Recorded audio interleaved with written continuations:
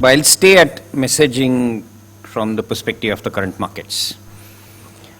All our speakers have given a view from their point of view, and here is a person who will give you a current status of industry and what it means as of now. I thought I'll start with a message that efficiency is setting in.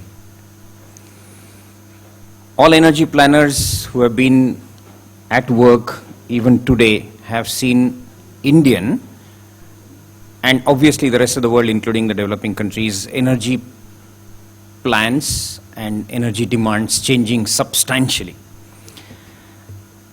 I thought I'll give you a perspective. Just about a few years back, we saw India's energy policy, 2007, whatever it was named as, stated that with the kind of economic growth that India was planning, which was called as business as usual and high output growth, two scenarios of 6% and 8% economic growth, the energy requirement in 2030 was expected to be about 1800 to 2100 million tons of oil equivalent.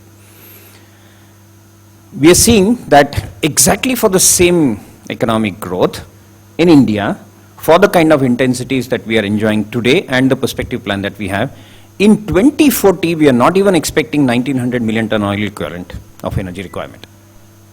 And these are all assessments which have been done, ground basics, right from bottom and going to the extent of understanding which kind of a fuel can play with others. The interplay of fuels have been planned.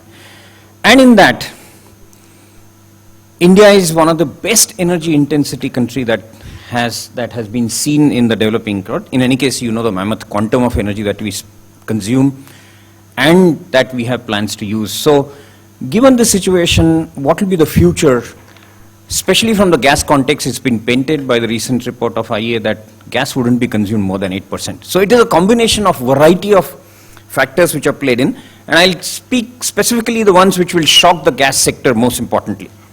One and the foremost is that India has lived in the scenario of deprival all through on energy consumptions, all through. And this is not being said with any remorse, but we've seen Lucknow being out of power for 6 hours or 8 hours a day for decades. And cities like Pune and some parts of Delhi NCR running on diesel generation is known to all of us. So deprival has been one of the most important cornerstones of energy consumption being so low. The second one obviously is that our climate, the weather, and when we compare it to other countries, this is another important. But the third one is infrastructure now. Dr. Balian said it very rightly. Our deprival is originating out of infrastructure and not any more energy availability or affordability. Affordability was a serious problem. Mr. Deepak, you were in the helm of affairs at that time. And there were some segments of our economy which were completely not able to afford any source of our energy. Today we have an energy source for the last 6 quarters which is affordable, both gas and petroleum, and coal is now accessible, is being said by the government at any time. None of the power plants are suffering for coal supplies, and that's the situation of supplies. No deprival at all, affordability is not a problem. What's the next? Infrastructure. That having been played on with respect to planning, although energy is growing, energy demand is growing, and we have all that modesty being pumped into it, we are saying that with all this infrastructure having been played on its highest of the output growth perspective, India will be only 8% in 2040. Is this a shocker for gas industry? It's not so much, because some of the analysts that we are seeing and some of the investors like you will take a very pragmatic view at seeing as to where will the gas go and will there be any only pockets of gas which will get developed in India. Dr. Mohanty was not wrong. There will be specific pockets like Gujarat, Maharashtra and some others which will be either purposefully developed or have got developed because of the infrastructure coming through. Efficiency has set in, and thereby it is impacting on the gas consumption in time to come. Unless things completely change, our policy drives it, Mr. Tripathi.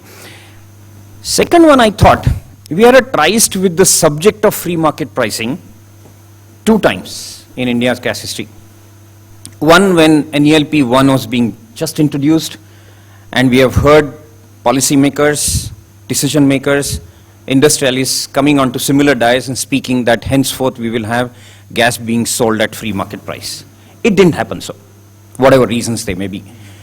We are now again seeing that the policymakers are saying that in the marginal field kind of thing, we are going to try complete free market pricing, and all limiting sentences or factors in contracting will be removed, and we are going to try again free market pricing for gas. I know I'm being pragmatic. Any such policy coming in, anything to do with exploration and production takes a few amount of years. In conventional E&P, when you're starting from exploration, it may take 10 years. Some of the policymakers are saying in marginal fields, it could be the next day of the contract being signed. So we may, in the next few months, few years, start seeing, even if it's small quantity of gas, being contracted on a free market pricing basis. I could mark Dr. Balyan's 10% also.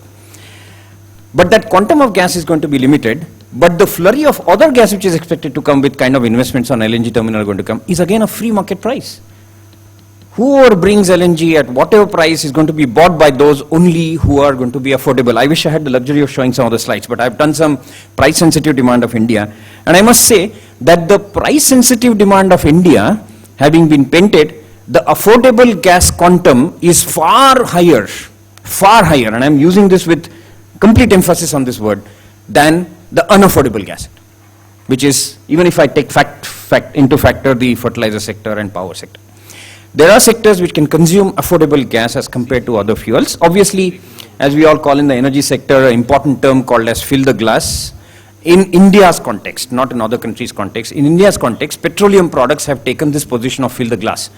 Coal wasn't available, gas is difficult to get, nuclear is not coming through, hydel is not happening. What happens? The best is to buy petroleum products, buy crude oil, sell petroleum products. And it was free import. It's a very globally traded commodity and a free market product, which had an impact on consumption of petroleum products. It will continue to grow if this gas infrastructure does not come through. And therefore, you will find such alarm bells ringing, policymakers making open sentences that let's put up 60 million tons of refineries.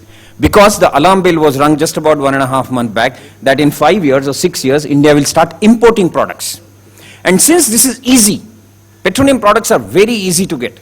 Crude oil is very easy to get. And so we are taking the path of least resistance and we are getting the easier fuel that is possible, which may harm the environment, it may pollute the environment, but it's definitely easily available for industrialists and consumers, and therefore gas again comes in question.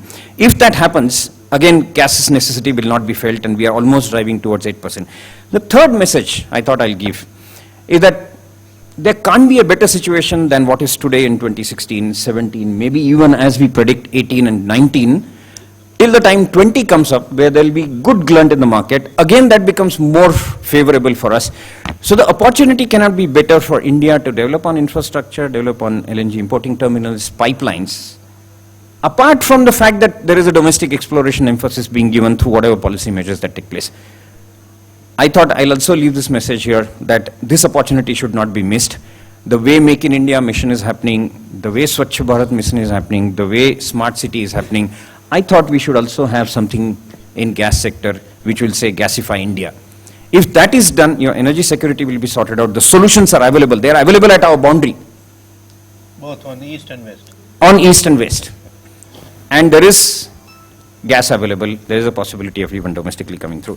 Thank you very much.